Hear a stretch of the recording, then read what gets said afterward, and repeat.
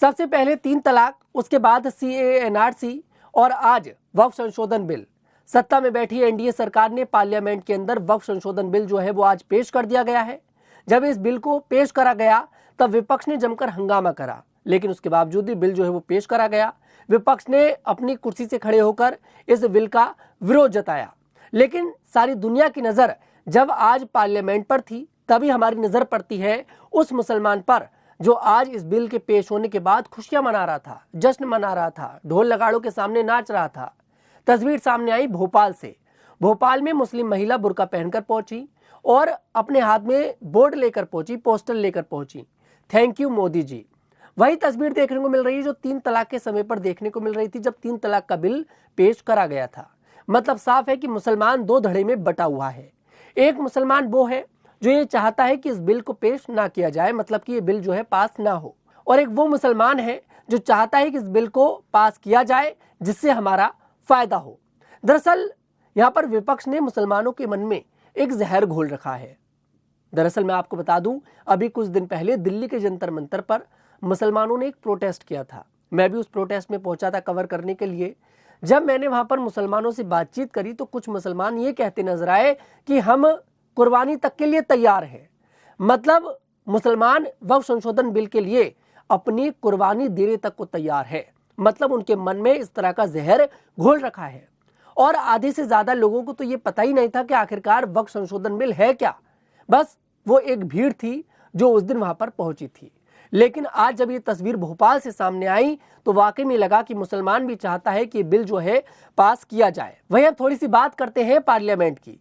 जब संसद भवन में इस बिल को पेश करा गया, बिल पेश करा किरण रिजिजू ने, जब उन्होंने इस बिल को पेश करा तो उन्होंने कुछ बातें कही जो बातें वाकई में बहुत अच्छी थी। उन्होंने कहा कि अगर इस बिल में संशोधन नहीं होता तो शायद जिस संसद भवन के अंदर आप लोग बैठे हैं यह भी वक्फ की संपत्ति होती। मैं आपको बता दूं, वक्फ बोर्ड ने संसद भवन पर भी दावा ठोका था कि ये संपत्ति वक्फ बोर्ड की है। उन्होंने कहा कि वक्फ बोर्ड का मस्जिद से कोई लेना देना नहीं है। उन्होंने साफ कह दिया है।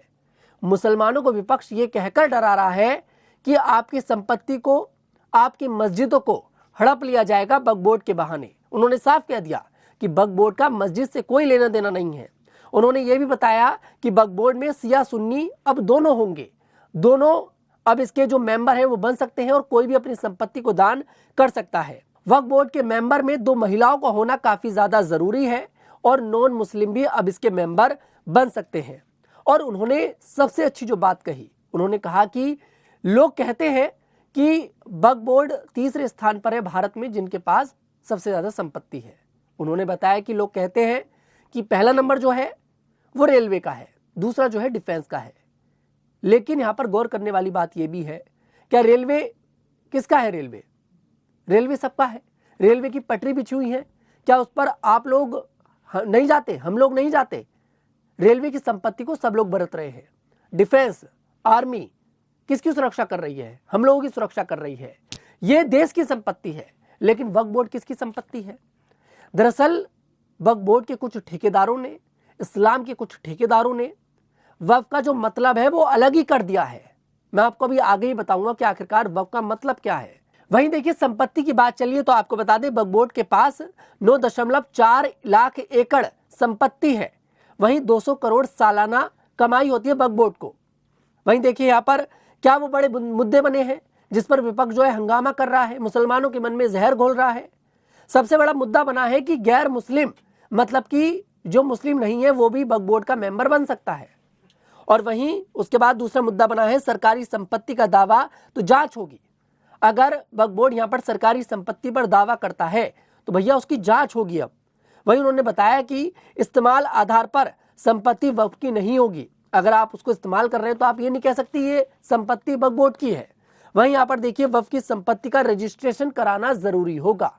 सबसे गौर करने वाली बात यहाँ पर यह है। इन्हीं मुद्दों को देखिए यहाँ पर बनाकर जो विपक्ष है वो हंगामा कर रहा है और मुसलमानों के मन में जहर घोल रहा है। वहीं देखिए, अब बात करते हैं वक्फ के अर्थ की। क्या आखिरकार वक्फ का अर्थ क्या है?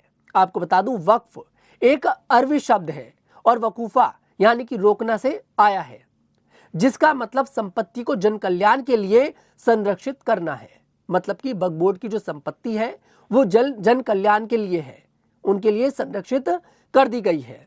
यह इस्लाम में दान का एक रूप है, चाहे वो आपका घर भी हो सकता है, आपकी कोई संपत्ति भी होती है, या फिर आप कुछ रुपए भी वो हो सकते हैं।